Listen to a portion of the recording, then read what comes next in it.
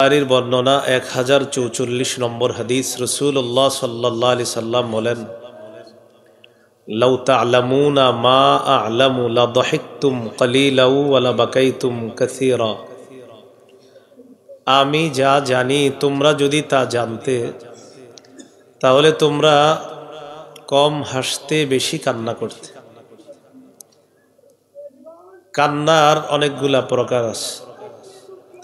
এক নম্বর বুকাউর রহমা, দয়ার কান্না, মায়ার কান্না। সহিহ বুখারীর বর্ণনা 2297 নম্বর হাদিস।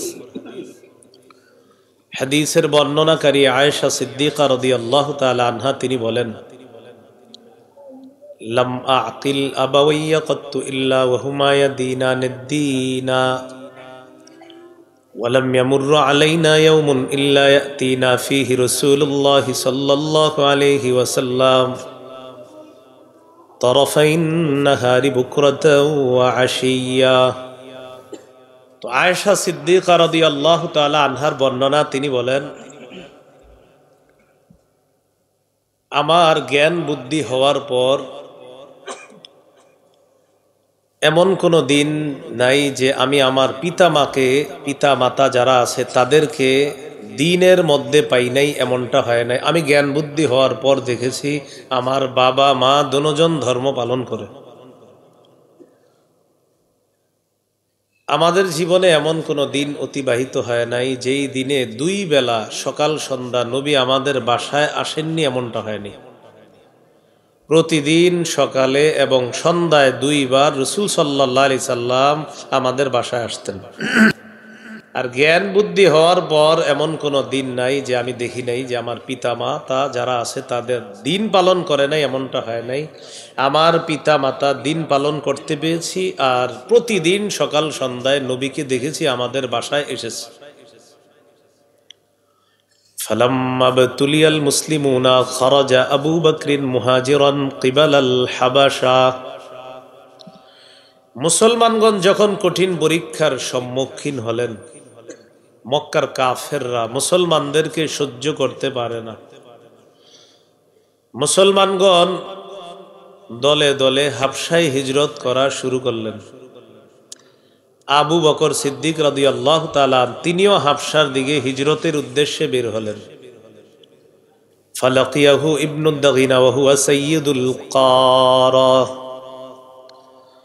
আবু বকর সিদ্দিক রাদিয়াল্লাহু তাআলা আনহুর সাথে কারা গোত্রের এক নেতা সাক্ষাৎ করলেন। এই নেতার নাম ইবনুদ দাগিনা। একটু মনে রাখবেন, এটা কি নাম? ইবনুদ দাগিনা, এটাই ওনার নাম, ইবনুদ দাগিনা। এই নেতা আবু বকর সিদ্দিক রাদিয়াল্লাহু তাআলা আনহুর সাথে সাক্ষাৎ করলেন। সাক্ষাৎ করার পর আবু বকর সিদ্দিক রাদিয়াল্লাহু তাআলা আনহুকে বললেন, আইনা তুরিদু আনতা ইয়া আবা বকরিন। আবু বকর, আপনি কোথায় যাওয়ার ইচ্ছা করেছেন? আপনি কোথায় যাচ্ছেন? তো আবু বকর সিদ্দিক রাদিয়াল্লাহু তাআলা আনহু জবাব দিলেন, আখরাজানি কওমি ফাউরিদু আন আসিহা ফিল আরদি ফাআবুদা রাব্বি।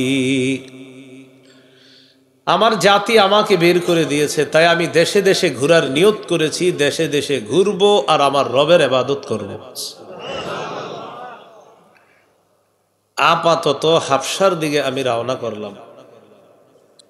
তো আবু বকর সিদ্দিক রাদিয়াল্লাহু তাআলা রওনা করলেন। ইবনুদ দাগিনা বললেন, না, আপনি হাবশায় যাবেন না, আপনি ভদ্র মানুষ, আপনাকে এক জাতি বের করে দিতে পারে এটা আমার বিশ্বাস হয় না। ইন্না মিসলাকা লা ইয়াখরুজু ওয়া লা ইউখরাজ। আপনার মতো মানুষ বের হতে পারে না, আপনাকে বের করা যায় না, কেননা আপনার মধ্যে অসাধারণ 5টা বৈশিষ্ট্য আছে। এক নাম্বার, ইন্নাকা তাকসিবুল মা'দুম, আপনি অসহায়কে সহায়তা করেন। 2 নাম্বার, ওয়া তাসিলুর রাহিমা, আপনি রক্তের সম্পর্ক রক্ষা করেন। 3 নাম্বার, ওয়া তাহমিলুল কাল্লা, আপনি বোঝা বহন করেন। 4 নাম্বার, ওয়া তাকরিদ দাইফা, আপনি মেহমানদারি করেন। 5 নাম্বার, ওয়া তুঈনু আলা নওয়াইবিল হক, হকের উপর অটল থাকতে গিয়ে যারা কষ্টের সম্মুখীন হয় তাদের পাশে গিয়ে আপনি দাঁড়ান। এই 5টা অসাধারণ গুণ আপনার নবীরও আছে, আপনারও আছে। আপনি বের হতে পারেন না, আপনাকে বের করা যায় না, চলেন বাড়িতে চলেন। ফারজি ফাবুদ বিবিলাদিকা, বাসায় চলেন, আপনি আপনার রবের ইবাদত করবেন আপনার এলাকায়। ফারতাহালা ইবনু দাগিনা ওয়া রাজা মা আবি বকর সিদ্দিক রাদিয়াল্লাহু তাআলা আন। ইবনু দাগিনা আবু বকর সিদ্দিক রাদিয়াল্লাহু তাআলা আনহুকে নিয়ে চলে আসলেন। এখানে একটা নোট করার মতো বিষয় আছে। ওই জামানার নিয়ম হলো কোন নেতা কাউকে যদি নিরাপত্তা দেয়, আশ্রয় দেয়, এটা অন্যান্য নেতাদেরকে জানাতে হবে। তো ইবনু দাগিনা তিনি একজন নেতা। এই কথা গিয়ে মক্কার মুশরিকদের লিডার যারা আছে তাদেরকে এটা জানাতে হবে যে আমি ইবনু দাগিনা নেতা হিসাবে আবু বকরকে নিরাপত্তা দিয়েছি, তোমরাও নিরাপত্তা মেনে নাও, এটা জানাতে হবে। فطاف في أشراف كفار قريش। ইবনু দাগিনা কাফেরদের বড় বড় লিডার যারা আছে, মুশরিকদের লিডারদের সাথে সাক্ষাৎ করলেন। সাক্ষাৎ করার পর বললেন, আতুখরিজুনা রাজুলান ইয়াকসিবুল মাদুমা ওয়া ইয়াসিলুর রাহিমা ওয়া ইয়াহমিলুল কাল্লা ওয়া ইয়াকরিদ দাইফা ওয়া ইউঈনু আলা নওয়াইবিল হক। এমন একজন মানুষকে তোমরা কিভাবে বের করে দাও যে মানুষটা অন্যকে সহযোগিতা করে, যে মানুষটা রক্তের সম্পর্ক রক্ষা করে, যে মানুষটা মেহমানদারি করে, অন্যের বোঝা বহন করে, সত্যের উপর অটল থাকতে গিয়ে যারা কষ্টে পতিত হয় তাদের সহযোগিতা যেই মানুষটা করে, এই মানুষটাকে কিভাবে বের করে দাও। ইন্না আবা বকরিন লা ইয়াখরুজু মিসলুহু ওয়া লা ইউখরাজু। আবু বকর এমন মানুষ, সে বের হতে পারে না, তাকে বের করা যায় না। আমি করা গোত্রের নেতা হিসাবে আবু বকরকে নিরাপত্তা দিলাম, তোমরাও আমার নিরাপত্তাটা মেনে নাও, ডিস্টার্ব করবা না, এটা নেতাদেরকে বলে দিল। ফাআনফাযাত কুরাইশুন জিওয়ারা ইবনি দাগিনা ওয়া আমানু আবা বকরিন। কুরাইশ নেতারা ইবনু দাগিনা নামক নেতা আবু বকরকে যে নিরাপত্তা দিয়েছে এই নিরাপত্তাটা মেনে নিল, আর আবু বকর সিদ্দিককে নিরাপত্তা দেওয়ার ব্যাপারে তারা সম্মতি প্রকাশ করলো। তবে শর্ত আছে, শর্তের জায়গাগুলো একটু মনে রাখবেন। وقالوا لابن الدغنا مر أبا بكر فليعبد ربه فليصلي وليقرأ ما شاء ولا يستعلن بالصلاة ولا القراءة ولا يؤذنا بذلك। ইবনু দাগিনা আবু বকরকে শর্ত দিবা, আবু বকরকে তুমি গিয়ে বলো সে ইবাদত করবে ঘরে, সে নামাজ পড়বে ঘরে, সে কোরআন তেলাওয়াত করবে ঘরে, এগুলো 3টা। 4, সে প্রকাশ্যে নামাজ পড়বে না, প্রকাশ্যে কোরআন তেলাওয়াত করবে না। এই 4 শর্ত যদি মানে তাহলে আমরাও মেনে নিলাম, তোমার নিরাপত্তাটা আমরা সমর্থন জানালাম। এই বিষয়টা মনে রাখার, নিরাপত্তা মানছে কিন্তু শর্ত আছে। ইবাদত ঘরে, নামাজ ঘরে, প্রকাশ্যে পড়তে পারবে না, কোরআন তেলাওয়াত প্রকাশ্যে করতে পারবে না, এটা বলে দিল। কাফেররা কেন প্রকাশ্যে করতে নিষেধ করলো এটা একটু মন দিয়ে শুনেন। মুশরিকরা বলে, ইন্না খাশিনা আন ইয়াফতিনা আবনা আনা ওয়া নিসাআনা। আবু বকর নরম প্রকৃতির মানুষ, আবু বকর যদি প্রকাশ্যে কোরআন তেলাওয়াত করে, প্রকাশ্যে নামাজ পড়ে, আমাদের ভয় হয় আমাদের স্ত্রীরা, আমাদের কন্যারা, আমাদের সন্তানরা আবু বকর সিদ্দিকের কাছে গিয়ে ভিড় জমাবে আর তারা ইসলামের প্রতি আকৃষ্ট হয়ে যাবে। তো এই জন্য আমাদের টেনশন আছে, তুমি বইলা দো এগুলা। তো ইবনু দাগিনা, ইবনু দাগিনাটা এটা ইতিহাসের একটা বিখ্যাত নাম, তো এটা একটু নোট করার মতো বিষয়। ইবনু দাগিনা আসছে, ইবনু দাগিনা আসার পর বললেন, আবু বকর শর্ত তো মেনে নিয়েছে, আমার নিরাপত্তা দেওয়া মেনে নিয়েছে তারা, আমি যে আপনাকে নিরাপত্তা দিছি নেতা হিসেবে তারা মানছে, তবে শর্ত হলো আপনি ঘরে নামাজ পড়বেন, ঘরে ইবাদত করবেন, ঘরে তেলাওয়াত করবেন, প্রকাশ্যে নামাজ পড়বেন না, প্রকাশ্যে তেলাওয়াত করবেন না, এটা শর্ত দিছে। আবু বকর সিদ্দিক তাদের শর্ত মেনে নিলেন। ফাতাফিকা আবু বকরিন ইয়াবুদু রাব্বাহু ফি দারিহি ওয়ালা ইস্তালিনু বিসসালাতি ওয়ালাল কিরাআতি ফি দারি গায়রিহি। আবু বকর ঘরের মধ্যে ইবাদত করতে লাগলেন, ঘরের বাহিরে নামাজও পড়ে না, কোরআন তেলাওয়াতও করে না। এইভাবে অনেক দিন গেল। সুম্মা বাদা লি আবি বকরিন, এরপর আবু বকরের কাছে মনে হলো আর কতদিন প্রকাশ্যে আমি, আর কতদিন গোপনে ইবাদত করব, আর পারবো না। আমার রবের একত্ববাদ এটা আমি প্রকাশ্যে করব, আমার রবের ইবাদত প্রকাশ্যে করব, আর গোপনে ইবাদত করতে পারবো না, এটা তার মনে হলো। আর ফাবতানা মসজিদান বিফিনাই দারিহি, আবু বকর সিদ্দিক প্রকাশ্যে ইবাদত করার জন্য ঘরের আঙিনায়, বাড়ির আঙিনায় ছোট একটা মসজিদ বানাইলেন। সুবহানাল্লাহ, ছোট্ট একটা মসজিদ। কারণ কাবা চত্বরে প্রকাশ্যে ইবাদত করতে পারবে না। কথা বুঝতেছেন তো সবাই? আচ্ছা, তো মসজিদ বানানোর পর ফাবারাজা ফাকানা ইউসাল্লি ফিহি ওয়া ইস্তালিনু বিল কিরাআতি ওয়াস সালাহ, প্রকাশ্যে নামাজ, প্রকাশ্যে কোরআন তেলাওয়াত করা শুরু করলেন। কাফেরদের ধারণা সঠিক হয়ে গেল। ফায়াতাকাসসাফু আলাইহি নিসাউল মুশরিকিনা ওয়া আবনাউহুম। আবু বকর সিদ্দিক প্রকাশ্যে যখন নামাজ পড়া শুরু করলেন, কোরআন তেলাওয়াত করা শুরু করলেন, কাফেরদের স্ত্রীরা, তাদের কন্যারা, তাদের সন্তানরা দলে দলে আবু বকর সিদ্দিকের কাছে গিয়ে ভিড় জমানো শুরু করে দেয়। ফাআফজাআ যালিকা কুফার কুরাইশ, কুরাইশদের নেতাদেরকে বিষয়টা ভাবিয়ে তুললো যে এটা কোনো কথা। এবার ওলামায়ে হযরতরা বলবেন না, দেখি আপনারা মন দিয়ে শুনছেন কিনা বয়ান। ফাআরসালু ইবনুদ দাগিনা, তাহলে বুঝবো বয়ান বুঝতেছেন। কাফেররা ইবনুদ দাগিনাকে তাড়াতাড়ি ডেকে পাঠাইলো, তার খোঁজ করলো। ইবনুদ দাগিনাকে বলো, আমরা তাকে ডাকতেছি, মিটিং আছে। আচ্ছা বলেন তো আপনারা ইবনুদ দাগিনাকে বড় বড় লিডাররা কেন ডাকলো? আলেম ছাড়া অন্যরা বলবেন। মাশাআল্লাহ মাশাআল্লাহ, এই তো ওয়াজ বুঝে আসতেছে। এর মানে বুখারীর হাদিস বুঝে ফেলতেছেন, বলেন আলহামদুলিল্লাহ। আমি কিন্তু এগুলাই ছাত্রদেরকে বলি, আপনাদেরকে যা বলতেছি। তো ইবনুদ দাগিনাকে তারা তালাশ করলো, তারা ডাকো কেন? শর্ত দিলাম তো, শর্ত পূরণ হলো না। এখন ইবনুদ দাগিনা যেহেতু নিরাপত্তা দিয়েছে, আমরা তার সাথে কিছু কথা আসার পর বলল, তুমি কি শর্তে নিরাপত্তা দিলা? আর আবু বকর তো শর্ত পূরণ করছে না। আমরা যা ভেবেছিলাম সেটাই হলো। তুমি জানো সে প্রকাশ্যে নামাজ পড়া শুরু করছে, তেলাওয়াত করা শুরু করছে। আমাদের বউ, কন্যা, ছেলে মেয়ে সব গিয়ে তার কাছে গিয়ে ভিড় জমায়, আর তার কান্না দেখা এরা আশ্চর্য হয়ে তার দিকে তাকায় থাকে। ওয়াকানা আবু বকরিন রাজুলান বাক্কাআন লা ইয়ামলিকু দামআহু হিনা ইয়াকরাউল কুরআন। আবু বকর যখন কোরআন তেলাওয়াত করতেন, তখন তিনি তার চোখের পানি সংবরণ করতে পারতেন না। কাফের মুশরিকরা বলে, আবু বকরের কান্না দেখে আমাদের সন্তানরা, আমাদের বিবিরা না জানি তার প্রতি আকৃষ্ট হয়ে যায়।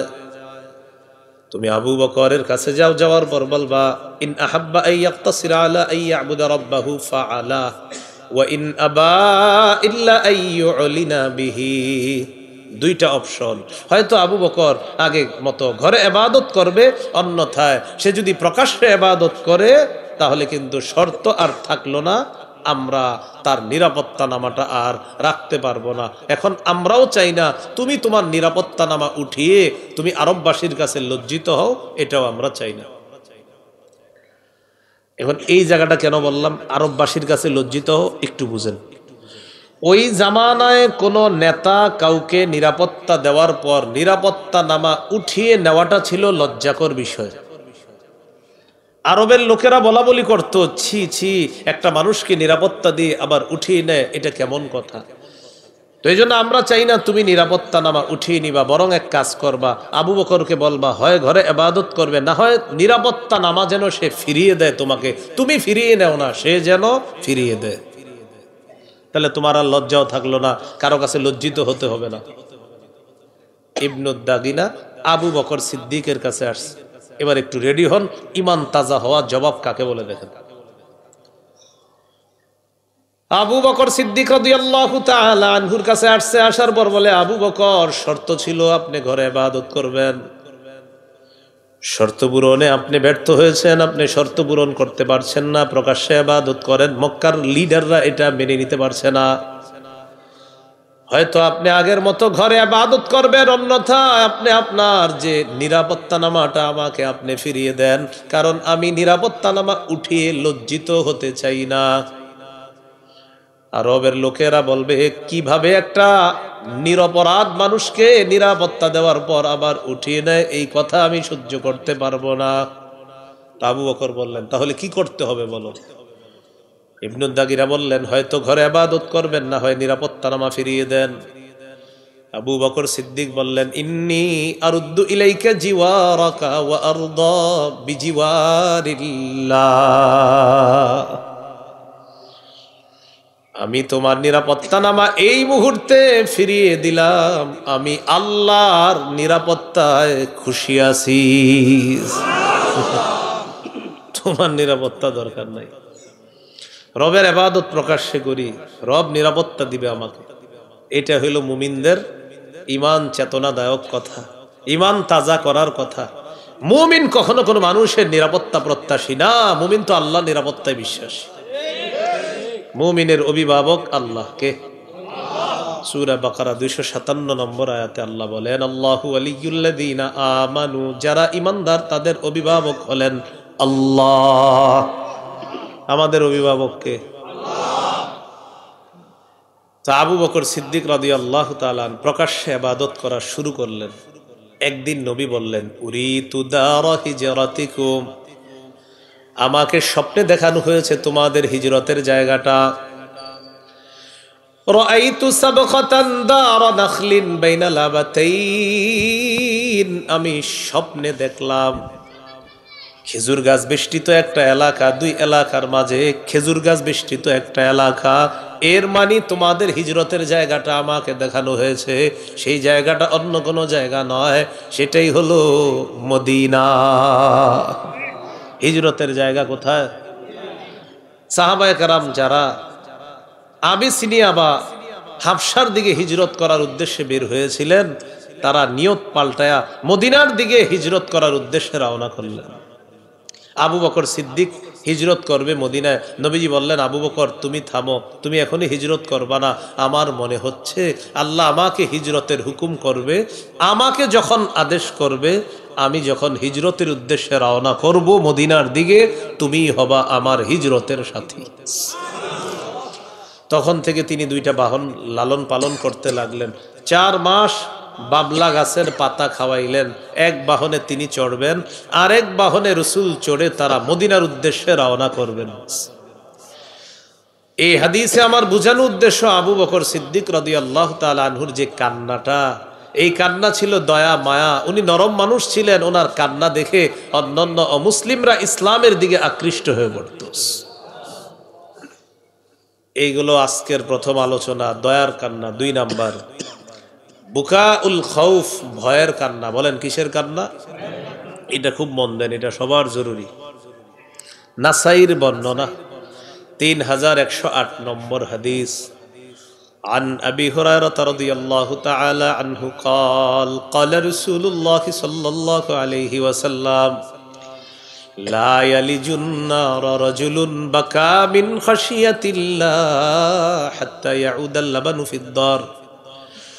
নবীজি বলেন, উলান থেকে দুধ বের হওয়ার পর এই দুধ উলানে ফিরে যাওয়া যেমন অসম্ভব, কোন ব্যক্তি যদি আল্লাহর ভয়ে কান্নাকাটি করে, এই ব্যক্তিও জাহান্নামে যাওয়া অসম্ভব। উলান থেকে দুধ বের হওয়ার পর এই দুধ যেমন উলানে আর ফিরে যাবে না, কোন ব্যক্তি আল্লাহর ভয়ে কান্না করবে, সেও জাহান্নামে প্রবেশ করবে না। তিরমিজির হাদিস, 2406 নম্বর হাদিস, 2406। এই হাদিসটি সবার জন্য শিক্ষা। আমরা যারা ব্যবসায়ী আছি, কর্মজীবী আছি, চাকরিজীবী, সবাই মন দিয়ে শোনেন এই হাদিসে নবী কি বলে। عن عقبة بن عامر رضي الله تعالى عنه قال قلت يا رسول الله من نجات। উকবা ইবনে আমের বলেন, আমি আল্লাহ নবীকে বললাম, ইয়া রাসূলুল্লাহ, মুক্তির উপায় কি আপনার কাছে জানতে চাই। নবীজি বললেন, মুক্তির উপায় হলো 3টা। বলেন মুক্তির উপায় কয়টা? এক নাম্বার, আমসিক আলাইকা লিসানাক, তুমি তোমার জবান নিয়ন্ত্রণ করবা, জিহ্বা সংযত করবা। তিরমিজির হাদিস 2616 নম্বর হাদিস। নবীজি বলেন, হাল ইয়াকুব্বুন নাসা ফিন্নারি আলা ওয়ুজুহিহিম আও আলা মানাখিরিহিম ইল্লা হাসাইদু আলসিনাতিহিম। বেশিরভাগ মানুষের মাথাটা নিচের দিকে দিয়ে, পাগুলা উপরের দিকে দিয়ে ধাক্কাইতে ধাক্কাইতে জাহান্নামে নিক্ষেপ করা হবে, শুধুমাত্র জিহ্বার অপরাধে। নাউজুবিল্লাহ। জিহ্বার অপরাধ, বেশিরভাগ মানুষ তাদেরকে জাহান্নামে নিয়ে যাবে, শুধু জিহ্বার অপরাধ। আল্লাহ আমাদেরকে অপরাধ থেকে হেফাজত করেন। জিহ্বার অপরাধ মানুষকে জাহান্নামে নিবে, এই হাদিস আমার আগেও বুঝে আসছে আলহামদুলিল্লাহ। গত 3-4 মাস আগে ভালো করে বুঝে আসছে এই হাদিস। জিহ্বা যে মানুষের কত বিপদে ফেলাবে কিয়ামতের মাঠে। দুনিয়াতে জিহ্বার এক কথায় 16 বছর শেষ। কয় কথা? জিহ্বা কি ভয়ঙ্কর জিনিস। ডেইলি নিজেরে নিজে বলে, কেন এটা বললাম, কেন এটা বললাম, কেন এটা বললাম, ডেইলি বলে। সাজানো সংসার এক কথায় তছনছ। এই ঘটনাটা যখন ঘটছে না, বিশ্বাস করেন এই হাদিস নগদ আমার মাথায় আসছে। চিন্তা করে, সর্বনাশ, জিহ্বা মানুষকে বেশিরভাগ জাহান্নামে নিবে। এটা তো হাদিসে পড়ছি, বুঝেছিও, বিশ্বাসও করছি। তো দুনিয়াতে যে নগদ নমুনা দেখলাম, দুনিয়াতে যদি জিহ্বা এক মানুষকে এত বিপদে ফেলাইতে পারে, তাহলে কিয়ামতের মাঠে জিহ্বা মানুষকে কত বিপদে ফেলাবে। জিহ্বা মানুষকে বিপদে ফেলায়। قال رسول الله صلى الله عليه وسلم من يضمن لي ما بين لحييه وما بين رجليه أضمن له الجنة। নবীজি বলেন, কেউ যদি আমাকে 2টা অঙ্গের নিরাপত্তা দিয়ে দেয়, একটা হলো জবান আর একটা হলো লজ্জাস্থান। কেউ যদি জবানের গুনাহ না করে, লজ্জাস্থানের গুনাহ না করে, নবী বলেন আজমান লাহুল জান্নাহ, আমি তাকে জান্নাতে নেওয়ার জিম্মাদার হয়ে যাব। জিহ্বা, লজ্জাস্থান। قال رسول الله صلى الله عليه وسلم المسلم من سلم المسلمون من لسانه ويده।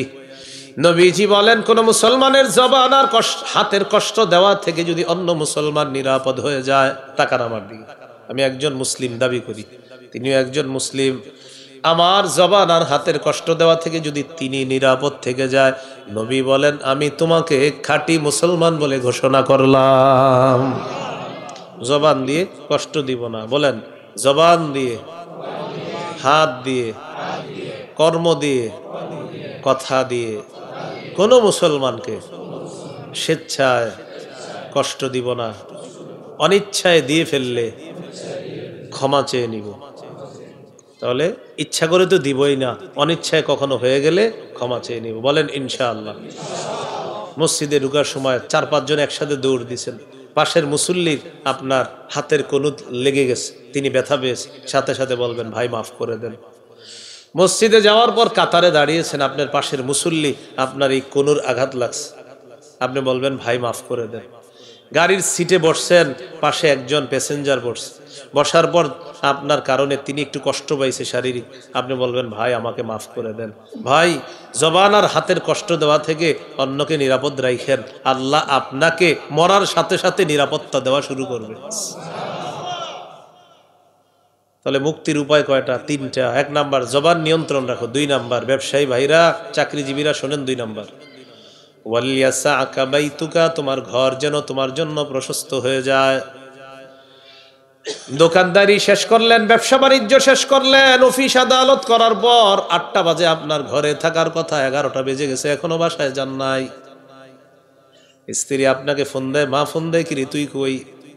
আম্মা আসতেছি। আপনি বন্ধুদের সাথে আড্ডায় মেতে আছেন।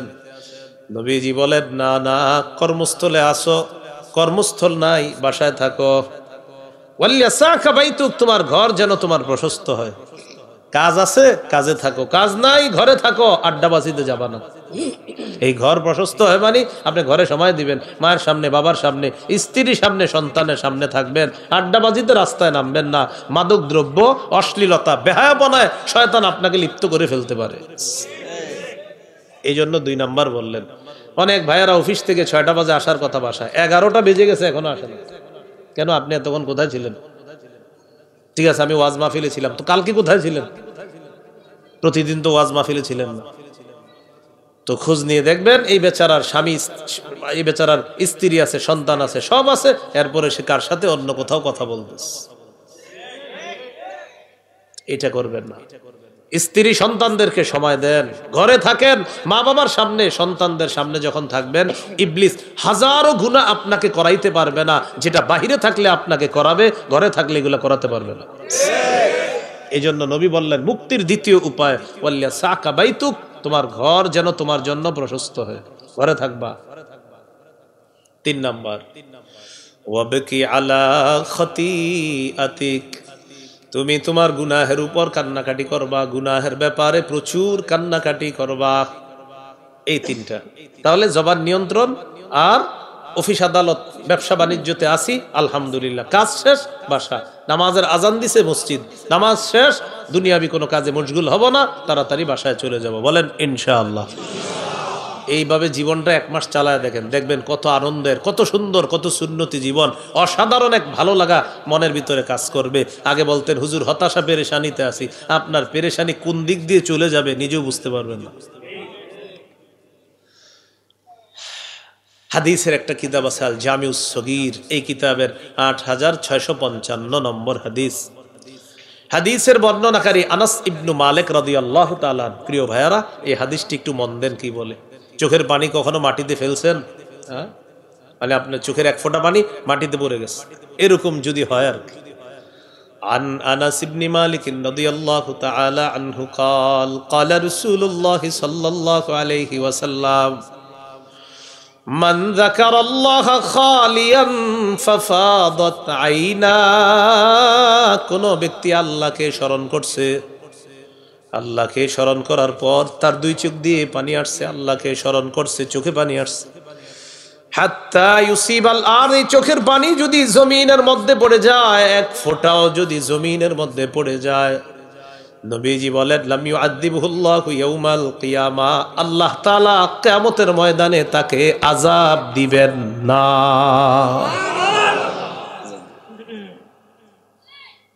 একটি হাদিস শোনাই, মন দিয়ে শুনেন। সহিহুত তারগিব 1468 নম্বর হাদিস। এই হাদিসের বর্ণনাকারীর নাম ইবনে উমাইর। ইবনে উমাইর আম্মা জান আয়েশা সিদ্দিকা রাদিয়াল্লাহু তাআলা আনহার ছাত্র। এই ইবনে উমাইর আম্মা জান আয়েশাকে বললেন আখবিরিনা বিআজাবি শাইইন রাআইতিহি মির রাসূলিল্লাহি সাল্লাল্লাহু আলাইহি ওয়াসাল্লাম। আম্মা জান, আপনার জীবনে তো আপনি অনেক ঘটনা দেখছেন, আশ্চর্যজনক ঘটনা, আমাকে সবচেয়ে আশ্চর্যজনক একটা ঘটনা আমাদেরকে একটু শোনান। এক ছাত্র আম্মাজানকে প্রশ্ন করলেন। আম্মাজান হলেন ওস্তাদা, শিক্ষিকা। ওই ছাত্র আম্মাজানকে প্রশ্ন করলেন। কিন্তু নারী হলেও আম্মাজান নারীদের মধ্যে শ্রেষ্ঠ হাদিস বর্ণনাকারিনীদের মধ্যে শ্রেষ্ঠ হলেন আম্মাজান আয়েশা সিদ্দিকা রাদিয়াল্লাহু তাআলা আনহা। সো আম্মাজানকে বললেন, আম্মাজান একটা ঘটনা শোনান আমাদেরকে, যেটা আশ্চর্য ঘটনা। তিনি চুপ রইলেন। চুপ থাইকে একটু পরে বললেন, হ্যাঁ হ্যাঁ শোনা, একটু শোনো তোমরা, আপনারা প্রস্তুত তো শোনার জন্য? তো তিনি বলেন লাম্মা কানা লাইলাতুম মিনাল লায়ালি, 1 রাতের ঘটনা। নবীজির পালা আমার ঘরে। পালা মানি হলো নবীজির একাধিক স্ত্রী ছিলেন, এক এক রাতে এক এক স্ত্রীর কাছে যাইতেন। আজকে আম্মাজান আয়েশা সিদ্দিকা রাদিয়াল্লাহু তাআলা আনহার ঘরে নবীর পালা। নবীজি আমার কাছে আসলেন, আসার পর আমাকে বললেন, আয়েশা যারিনি আতাআব্বাদিল লাইলাতা লিরাব্বি, আয়েশা আমাকে একটু সুযোগ দাও, আমি আজকে রাতটা আমার রবের ইবাদতে কাটাইতে চাই। সুবহানাল্লাহ। আম্মা জান আয়েশা সিদ্দিকা রাদিয়াল্লাহু তাআলা আনহার কাছে আল্লাহর নবী অনুমতি চাইলেন। এখানে একটা শিক্ষণীয় বিষয়, আমাদের নবী আল্লাহর পরে শ্রেষ্ঠ, কোনো সন্দেহ নাই। আল্লাহর নবী বান্দার হকের প্রতি কতটা গুরুত্ব দিতেন। আম্মা জান আয়েশাকে বললেন, আয়েশা সিদ্দিকা রাদিয়াল্লাহু তাআলা আনহাকে বললেন, আয়েশা আজকে রাতটা তুমি আমার কাছে পাও না, এটা হলো তোমার হক। আমি আজকে রাত ইবাদতে কাটাইতে চাই, তাই তোমার কাছে অনুমতি চাইলাম। নবীজি আম্মাজানকে বলতেছে, তুমি যদি সুযোগ দাও তাহলে ইবাদত করো। আয়েশা সিদ্দিকা রাদিয়াল্লাহু তাআলা আনহা জবাব দিলেন, ওয়াল্লাহি ইন্নী লা উহিব্বু কুরবাকা ওয়া উহিব্বু মা ইয়াসুররুকা ইয়া রাসূলুল্লাহ। ইয়া রাসূলুল্লাহ, আল্লাহর কসম আপনার সান্নিধ্য আমার যেমন অনেক পছন্দ, তেমনি ভাবে আপনি যা পছন্দ করেন এটাও আমি আয়েশার কাছে সবচেয়ে পছন্দ। আজ রাত ইবাদত করবেন, এটা আপনার পছন্দ তো, বাস আমারও পছন্দ। তো এখন দেখেন কি ঘটনা ঘটলো। রাসূলুল্লাহ সাল্লাল্লাহু আলাইহি সাল্লাম ওযু করলেন, ওযু করার পর নামাজে দাঁড়াইলেন। নামাজে দাঁড়ানোর পর আম্মা জান আয়েশা সিদ্দিকা রাদিয়াল্লাহু তাআলা আনহা বললেন, আমি আল্লাহর নবীর দিকে তাকাইলাম, তাকায় দেখি ফালাম ইয়াজাল ইয়াবকি, নবী কান্না করতেছে, কাঁদতে কাঁদতে হাত্তা বাল্লা হিজরাহু, আল্লাহর নবীর গালগুলা ভিজে গিয়েছে, দুই গাল পুরাটা ভিজে গেছে গাল। একটু পর দেখলাম ওয়াকানা জালিসা, নবী নামাজের মধ্যে বসা, ফালাম ইয়াজাল ইয়াবকি, নবী কান্না করতেছে। হঠাৎ দেখি তাকায় তাকায় হাত্তা বাল্লা লিহিয়াতা, কাঁদতে কাঁদতে আল্লাহ নবী তার দাড়ি মুবারক ভিজিয়ে ফেলছে। এরপর নবীর দিকে ভালো করে তাকাইলাম, তাকায় দেখি ফালাম ইয়াজাল ইয়াবকি, আল্লাহ নবী কান্না করতেছে। কান্না করতে করতে হাত্তা বাল্লাল আরদ, আল্লাহ নবীর সামনের যে মাটিটা, মাটি ভিজে গেছে।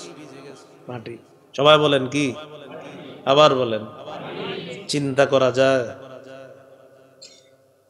গাল দাড়ি, এরপরে এটা আপনার এই দিক দিয়ে গড়ায়া পড়তে হবে, পরে সামনে মাটিতে ভিজতে হবে। এই করতে করতে হাত্তা ইউজিনুহু বিসসালাহ, হযরত বেলাল রাদিয়াল্লাহু তাআলা আনহু ফজরের আজান দিয়ে ফেলছে, নবীজির কান্না শেষ হয় না। ফজরের আজানের পর নিয়ম হলো নবীজি ফজরের সুন্নত ঘরে পড়তেন। সুন্নত পড়ার পর স্ত্রীর দিকে তাকাইতেন, তাকানের পর যদি দেখতেন স্ত্রী ঘুমন্ত, তাকে জাগ্রত করতেন, আর যদি দেখতেন জাগ্রত, স্ত্রীর সাথে দুই চারটা কথা বলতেন। নবীজি ফজরের সুন্নত পড়তেন, সুন্নত পড়ার পর দোয়া করতেন, আল্লাহুম্মা রাব্বা জিবরিল ওয়া মিকাঈল ওয়া রাব্বা মুহাম্মাদিন সাল্লাল্লাহু আলাইহি ওয়াসাল্লাম, ও জিবরাইলের রব, ও মিকাঈলের রব, ও মুহাম্মদ সাল্লাল্লাহু আলাইহি সাল্লামের রব, আমাকে মাফ করে দেন, আমাকে মাফ করে দেন, আমাকে মাফ করে দেন। তিনবার এই দোয়া করার পর স্ত্রীর দিকে তাকাইতেন। আম্মাজান বলেন, আমার দিকে একদিন নবী তাকাইলেন, আমি যদি ঘুমন্ত থাকতাম আমাকে জাগ্রত করতেন, আর যদি আমি জাগ্রত থাকতাম আমার সাথে কথা বলতেন। এই জন্য আপনি উঠার পর দেখলেন ফজরের 20 মিনিট বাকি, আপনি সুন্নতটা ঘরে পড়লেন। প্রথম রাকাতে কুল্লিয়া আইয়ুহাল কাফিরুন পড়বেন, দ্বিতীয় রাকাতে কুল হুয়াল্লাহু আহাদ পড়বেন। দিনের শুরুতে আপনি কুল্লিয়া আইয়ুহাল কাফিরুন পড়ার মাধ্যমে বুঝাইলেন, আল্লাহ সমস্ত কুফরিকে আমি বর্জন করে দিন শুরু করলাম। দ্বিতীয় রাকাতে কুল হুয়াল্লাহু আহাদ পড়ার মাধ্যমে বুঝাইলেন, আল্লাহর তাওহীদের ঘোষণা দিয়ে আমার দিন আমি শুরু করলাম। এটা পড়বেন। তো পড়ার পর রাসূলুল্লাহ সাল্লাল্লাহু আলাইহি সাল্লামের সুন্নত মোতাবেক বলবেন, ও জিবরাইলের রব, ও মিকাইলের রব, ও মুহাম্মদ সাল্লাল্লাহু আলাইহি সাল্লামের রব, আমাকে মাফ করে দেন, আমাকে মাফ করে দেন, আমাকে মাফ করেন। এরপর স্ত্রীর দিকে তাকাইবেন। কেন তাকাবেন? আমাদের নবী তাকিয়েছেন, তাই আপনিও তাকাবেন। তাকানোর পর যদি দেখেন স্ত্রী ঘুমন্ত, তাকে জাগ্রত করবেন। জাগ্রত করার পর কথা বলবেন, দুই চারটা ভালো কথা বলবেন। এই তোমার ছেলেরে তুমি শীতের পোশাক পরায় রাখো, আমি ফজর নামাজের পরপরই তাকে মাদ্রাসায় নিয়ে যাব। এটা ধর্মীয় কথা বললেন, এমনি বলবেন। কেন? আমার নবী বলছে তাই বলবেন, এটাই তো মহাব্বত। বলার পর আরেকটা সুন্নত আছে, এই সুন্নতটা আপনারা কেমনে পালন করবেন? আচ্ছা, এলেম লুকানো ঠিক না, তাই বলে দিচ্ছি। এরপর নবীজি একটু শুইতেন, তা আপনারা শুইলে তো আর উঠবেন না। এটা আমি বলে দিছি এই কারণে, পরে আল্লাহ যদি ধরে ফেলে, তুমি বললা না, পরে যেটা আছে এটা বলতা। নবীজি একটু শুইতেন। তো বাকি আপনাদেরকে আমি পরামর্শ দিব, আপনারা এই সুন্নতটা এইভাবে পালন করবেন। শুয়ে আবার উঠে যাবেন সাথে সাথে, বেশিক্ষণ থাকেন না, মানে দিলেন উঠে গেলেন। কারণ আপনি যদি মোটামুটি যে আস্তাগফিরুল্লাহ আস্তাগফিরুল্লাহ দেখবেন যে 10টা এরকম, তা আপনি শুয়ে আবার উঠে যাবেন তাড়াতাড়ি। তো আমাদের নবীজি শুয়ে থাকতেন, হযরত বেলাল আয়েশা ডাকতেন, হুজুর নামাজ দাঁড়াবে। ও আচ্ছা, তখন নবীজি বের হতেন, এরপর গিয়ে ফজরের ইমামতি করতেন।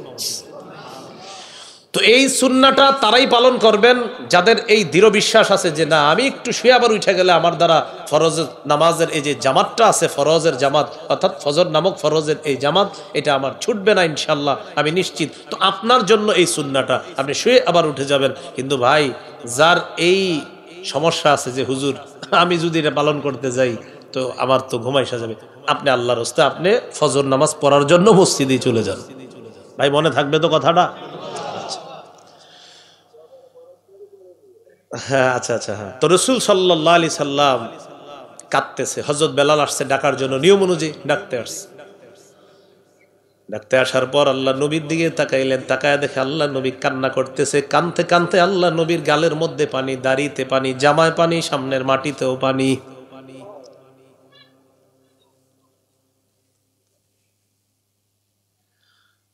হযরত বেলাল আল্লাহ রাসূলকে বললেন, তাবকি ইয়া রাসূলুল্লাহ ওয়া ক্বাদ গফারাল্লাহু লাকা মা তাকদ্দামা মিন যামবিকা ওয়া মা তাআখার। হুজুর আপনি এত কান্না করেন কেন? আপনার তো আগে পরে সব গুনাহ মাফ, গুনাহই নাই।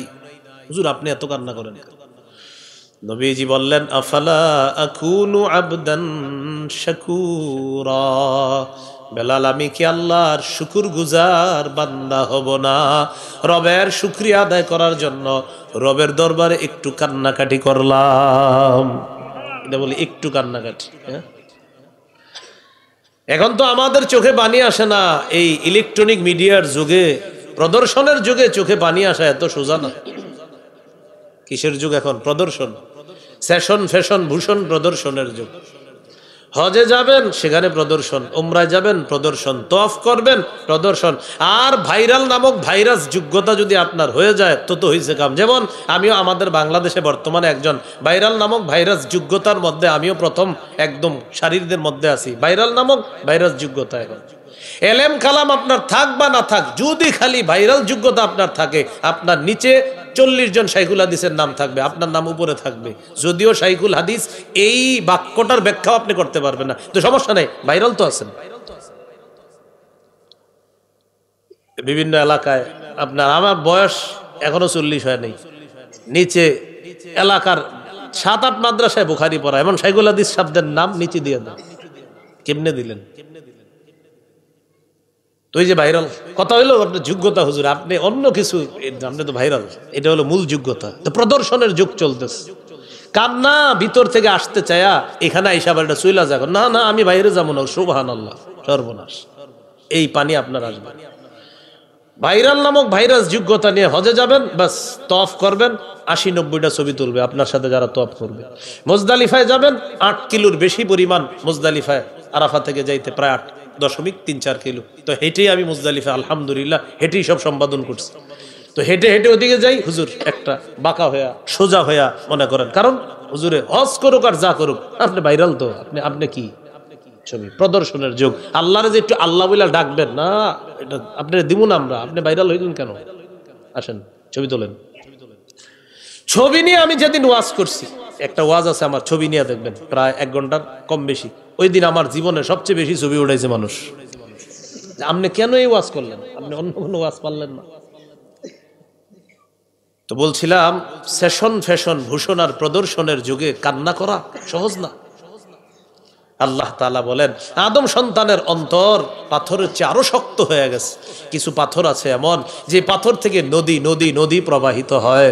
ওয়া ইন্না মিনহা লামা ইয়াশাক্কাকু ফায়াখরুজু মিনহুল মা। কিছু পাথর ফেটে পানি বের হয়। ওয়া ইন্না মিনহা লামা ইয়াহবিতু মিন খাশিয়াতিল্লাহ। কিছু পাথর আল্লাহর ভয়ে থর থর করে কাঁপতে থাকে, উপর থেকে নিচে পড়ে যায়। তো আদম সন্তানের অন্তর এত শক্ত, ও কান্না করে না, ওর চোখে পানি আসে না।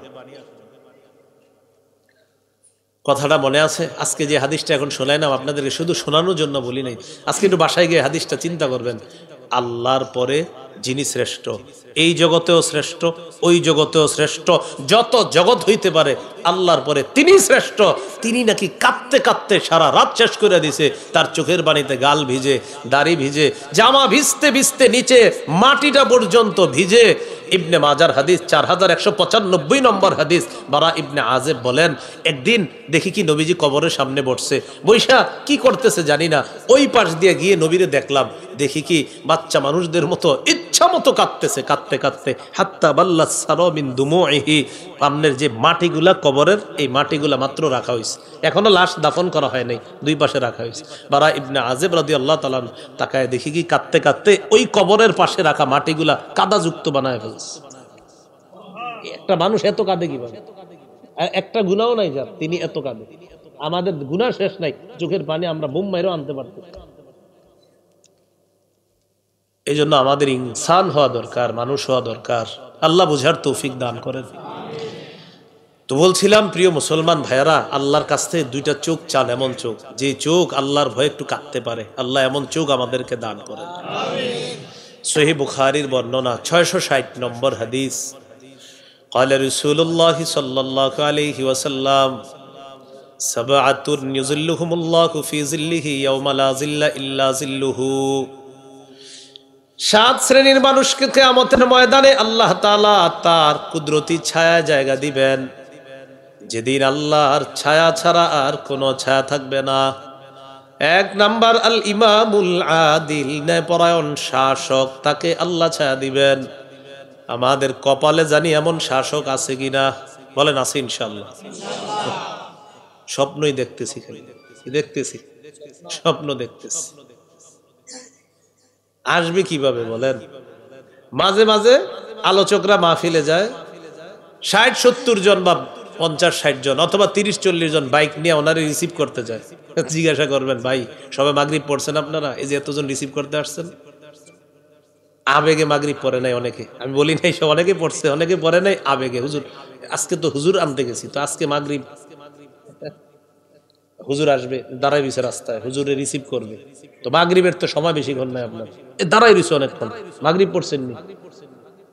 ও আচ্ছা, মাগরিব পড়া হয় নাই। তো মাগরিব পড়া হয় না এটা বললেন কিভাবে? হুজুর আইসা দাঁড়ায় থাকতো, আপনি মাগরিব তো বেশি সময় লাগতো না, পুরা নিতেন। আবেগে মাহফিল করতেছি আমরা, এই জন্য হুজুরে রিসিভ করতে গিয়ে মাগরিব পড়ি নাই। এখন আপনারা ফতুয়া দেন না যে মাহফিলটার উপকারিতাটা কোথায় হবে? তো এই দেশে আবার আমরা মাহফিলে বলতেছি চিল্লায়া চিল্লা, এদেশে ইসলাম থাকবে, আমি থাকবো, মুসলিম থাকবে, আর আল্লাহ তাআলা বলছেন মাগরিব তো সবাই পড়লা না। তখন বলেন কি হবে? এই কথাটি আমি আমাকে দোষারোপ করছি, আমি আমাকেই বলছি, আমাকেই রিসিভ করার জন্য মনে করেন এমন করতেছে। তো আমার ওই মাহফিলের ফায়দাটা হবে কি? যেই মাহফিলে আমার শ্রোতাদের মধ্যে, শ্রোতারা যারা আমাকে রিসিভ করলো, তাদের কেউ মাগরিব পড়ে নাই, কেউ এশা পড়ে নাই, সেটা আমি আমাকেই বলছি। রাসূলুল্লাহ সাল্লাল্লাহু আলাইহি সাল্লাম বলেন, 7 শ্রেণীকে আল্লাহ আরশের ছায়া জায়গা দিবেন। 1 নাম্বার ন্যায়পরায়ণ শাসক। 2 নাম্বার ওয়াশাবুন নাশাআ ফি ইবাদাতি রাব্বিহ, ওই যুবক যে যুবকের যৌবনকালটা ইবাদতে কাটে। বর্তমান যুবকদের অবস্থা হলো এমন, যা বলবেন বলে আমার ইচ্ছা। এই মিয়া নামাজ পড়েন না কেন? আমার ইচ্ছা। ভাই চুল এত বড় কেন? আমার ইচ্ছা। এতক্ষণ মোবাইল চালান কেন? আমার ইচ্ছা। ভাই সিনেমা হলে কেন যাচ্ছেন? আমার ইচ্ছা। ভাই অশ্লীল সিনেমা দেখছেন কেন? আমার ইচ্ছা। আমার টাকা, আপনার কি? ওই মুহূর্তে যদি যে হাত দিয়ে অশ্লীল জিনিসটা ধরে রাখলেন, আল্লাহ যদি হাতটা আপনার প্যারালাইজড করে দেয়, কি করবেন? আল্লাহ যদি বলে তোর ইচ্ছা, হাত তো আমি দিছি, তোর ইচ্ছা হয় কিভাবে? চোখ দিয়ে হারাম জিনিসের দিকে দেখতেছেন আর বলছেন আমার ইচ্ছা। আল্লাহ যদি বলে চোখ তো আমি দিছি, তোমার ইচ্ছা হয় কিভাবে? কান দিয়ে আপনি গান শুনতেছেন আর বলছেন আমার ইচ্ছা। আল্লাহ বলবে কান আমি দিয়েছি, ইচ্ছা তোমার হবে কিভাবে? বলেন আসমান কার? জমিন কার? সৃষ্টিকার? আমরা কার? তো আমরা কিভাবে চলবো? ইচ্ছা হবে কার? কিভাবে বললেন কান আমার, আমার যেমন চায় তা শুনবো? কিভাবে বললেন?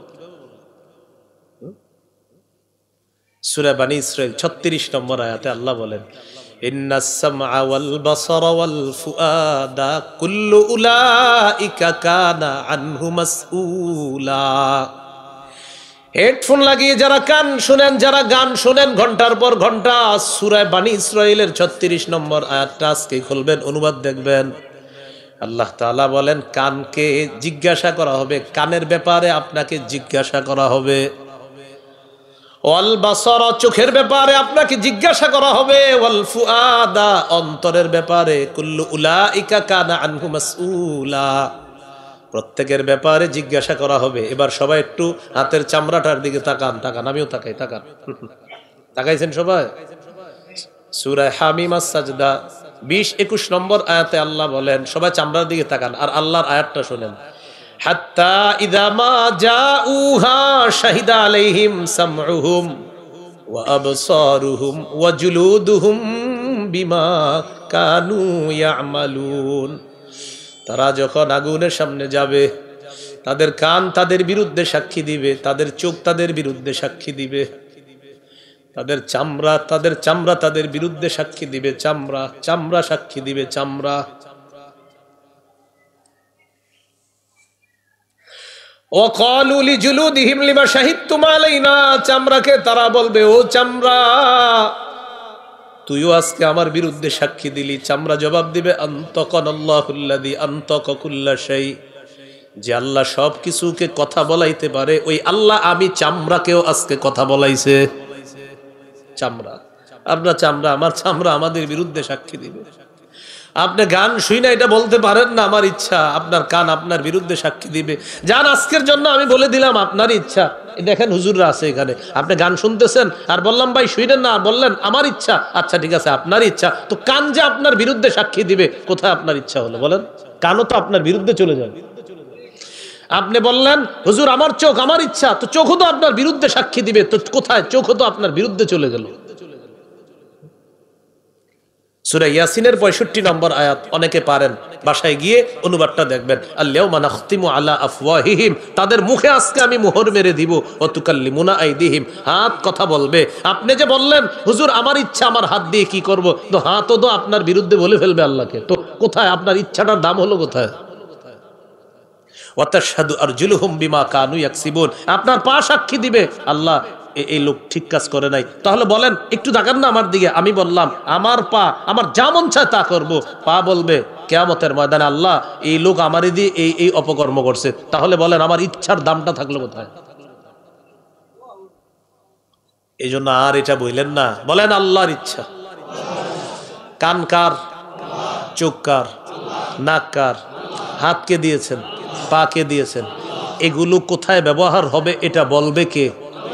আজকে থেকে আর বললেন না আমার ইচ্ছা, বলবেন এই চোখ আল্লাহ দিছে, এই কান আল্লাহ দিছে, এই হাত আল্লাহ দিছে, আমার এগুলা কোথায় চলবে না চলবে এই দিক নির্দেশনাও দিবে আমার আল্লাহ। এটাই বলছিলাম, শাবুন নাশাআ ফি ইবাদাতি রাব্বিহি, যে যুবকের যৌবনকাল ইবাদতের মধ্যে কাটে, এই যুবক কিয়ামতের ময়দানে আল্লাহ তাআলা তার ছায়া তলে জায়গা দিয়ে দিবেন। 3 নাম্বার, ওয়ারাজুলুন কলবুহু মুআল্লাকুন ফিল মাসাজিদ, এমন ব্যক্তি যেই ব্যক্তির অন্তরটা মসজিদের সাথে লেগে আছে। ফজরের নামাজ পড়ার পর অন্তর মসজিদের সাথে লেগে আছে। কখন? জোহরের নামাজ পড়বে, জোহর পড়ার পর অন্তর মসজিদের সাথে লেগে আছে। কখন? আসর পড়বে, আসর পড়ার পর বাজারে যায় ব্যাগটা নিয়ে, যখন বাজার থেকে রওনা করে আসার সময় কানটা খাড়া রাখে মাগরিবের আজান কখন হবে। মাগরিবের আজান হওয়ার পর লোকটা ওযুখানায় বাজারের ব্যাগটা রাখে, রাখার পর আল্লাহর বিধান মাগরিবের নামাজ আদায় করে। মাগরিব পড়ার পর অন্তর মসজিদের সাথে লেগে থাকে, কখন এশা পড়বে। এশার নামাজ পড়ার পর যখন বিছানা যায়, ঘড়ির অ্যালার্ম দেয়, মোবাইলের অ্যালার্ম দেয়, আবার বিবিকে বলে রাখে সাবধান আমার যা হবার হবে ফজরের আগে ডাকতে কিন্তু ভুল করবা না। ফজরের সময় ডাইকা দেয়, মুয়াজ্জিন আজান দিয়ে দেয়, ওই লোক মসজিদের দিকে রওনা করে। এই যে অন্তর মসজিদের সাথে লেগে আছে, আপনাদের এই পাড়া গ্রামের মানুষ তাকে চিনুক বা না চিনুক, আল্লাহ তাকে কিয়ামতের মাঠে তার ছায়া জায়গা দিয়ে দিবে। 4 নাম্বার, ওয়ারাজুলানে তাহাব্বা ফিল্লাহ ইজতামা আলাইহি ওয়া তাফাররাকা আলাইহি, দুই ব্যক্তি একজন আরেকজনকে আল্লাহর জন্য ভালোবাসে, আল্লাহর জন্য একত্রিত হয়, আল্লাহর জন্য পৃথক হয়, এই দুই ব্যক্তিকেও আল্লাহ তাআলা আরশের ছায়া জায়গা দিয়ে দিবেন। 5 নাম্বার, ওয়ারাজুলুন তলাবাতহু ইমরাআতুন যাতু মানসিবিন ওয়া জামালিন ফাকালা ইন্নী আখাফুল্লাহ, এমন ব্যক্তি যাকে সুন্দরী বংশীয় একজন সম্ভ্রান্ত নারী খারাপ কাজে আহ্বান করছে, সে বলছে আমি আল্লাহকে ভয় করি, তাকেও আল্লাহ তার কুদরতি ছায়া জায়গা দিয়ে দিবেন। 6 নম্বর, এটা বলার জন্যই লম্বা হাদিস বললাম, ওয়ারাজুলুন যাকারাল্লাহা খালিয়ান ফাফাদাত আইনাহ, এটা একটু বুঝেন। এমন ব্যক্তি যেই ব্যক্তি নির্জনে আল্লাহকে স্মরণ করে আর তার দুই চোখ দিয়ে পানি পড়ে। আজকে রাতে 3টা-4টার দিকে উঠবেন, উঠার পর তাকায় দেখবেন আপনার বিবি ঘুমায়, আপনার সন্তান ঘুমায়, আশেপাশের পাড়া গ্রামের মানুষগুলা ঘুমায়, আপনি একা একা নির্জনে বসে আছেন আর স্মরণ করতেছেন আল্লাহ আমার গুনাহ যদি আমার বিবি জানে আমাকে স্বামী বলে পরিচয় দিবে না। একা একা চিন্তা করতেছেন, আল্লাহ আমার গুনাহ আমার মা বাবা জানলে সন্তান বলে পরিচয় দিবেন। আল্লাহ এই দুইটা হাত দিছেন কত মায়া করে, আমি কত হারাম জিনিস স্পর্শ করলাম, কত মায়া করে দুইটা কান দিলেন, আমি কত হারাম গান শুনলাম। এগুলা একা একা মনে করবেন, দেখবেন দিল নরম হবে, চোখে পানি আসবে। আল্লাহর ভয়ে যদি এই পানিটা আসে, কিয়ামতের মাঠে আল্লাহ তার ছায়া জায়গা দিয়ে দিবেন। 7 নাম্বার, রাজুলুন তাসাদ্দাকা আখফা হাত্তা লা তা'লামা শিমালু মা তুনফিকু ইয়ামিনুহু। ওই ব্যক্তি, যে ব্যক্তি গোপনে দান করে, তার বাম হাত জানে না ডান হাত কি দান করছে, মানে ইখলাসের সাথে দান করে, আল্লাহ তাকেও আরশের ছায়া তলে জায়গা দিয়ে দিবেন। এই হলো আল্লাহর ভয়ে কান্নাকাটি করা, আল্লাহর স্মরণে কান্নাকাটি করা। করব তো ইনশাআল্লাহ, আল্লাহ তৌফিক দান করেন। তাহলে একটা গেল দয়ার কান্না, আর একটা গেল ভয়ের কান্না। ভয়ের কান্নাটা সবাই অর্জন করার চেষ্টা করব, আল্লাহ তৌফিক দান করেন। সুবহানাল্লাহি ওয়া বিহামদিহি, সুবহানাকাল্লাহুম্মা ওয়া বিহামদিক, আশহাদু আল্লা ইলাহা ইল্লা আনতা, আস্তাগফিরুকা ওয়া আতুবু ইলাইক। আজকের যে আলোচনাটা কান্না সম্পর্কে, আমার সংকলন মিম্বরের আমানত গাড়িতে আছে, যদি কারো লাগে আপনারা প্রথম খণ্ডের শেষ আলোচনাটা কান্না সম্পর্কে আলোচনা, আর লম্বা আলোচনা আছে, ওখানে যাদের লাগবে নিয়ে দিবেন। 1 থেকে 6 খণ্ড যারা পারেন সংগ্রহ করে নেবেন। প্রথম খণ্ড সন্তানের 64টা অধিকার, জামাই বুগুরা মুখস্থ করে ফেলবেন। প্রথম খণ্ডটা সন্তানের 64টা অধিকার, দুইজনে শোনাইবেন ডেলি 5টা মুখস্থ করে। একদম সন্তান কিভাবে জন্মের আগে থেকে কি কি করণীয়, জন্মের পর কি কি করণীয়, এগুলা প্রথম খণ্ডের আলোচনা। দ্বিতীয় খণ্ডের আলোচনা শিরিক বেদাত, তৃতীয় খণ্ডের আলোচনা হালাল হারাম, চতুর্থ খণ্ডের আলোচনা স্বামী স্ত্রীর অধিকার, পঞ্চম খণ্ডের আলোচনা লা ইলাহা ইল্লাল্লাহর ব্যাখ্যা, ষষ্ঠ খণ্ডের আলোচনা নামাজ সম্পর্কে আলোচনা। আল্লাহ তাআলা আমাদের সকলকে আজকে যে কথাগুলো শুনলাম বললাম আমল করার তৌফিক দান করেন। যারা কিতাব নেবেন, গাড়ির কাজ কিন্তু ভাঙা যাবে না, হ্যাঁ, গাড়ির কাজ ভাঙলে জরিমানা দিয়ে দিবেন নাকি? না লাগবে না, জরিমানা লাগবে না, কাজ ভাঙবেন না।